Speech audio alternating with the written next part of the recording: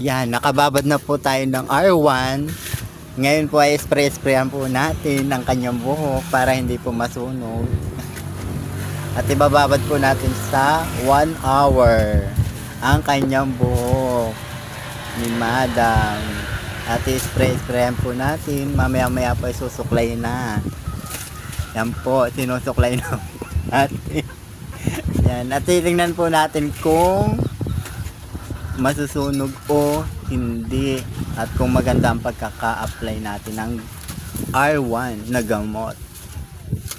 Kasi po dyan po natin makikita ang pagkaka-texture ng buhok ni Madam, kung ito baga po ay makaka-success sa kanyang pagpapa-rebond.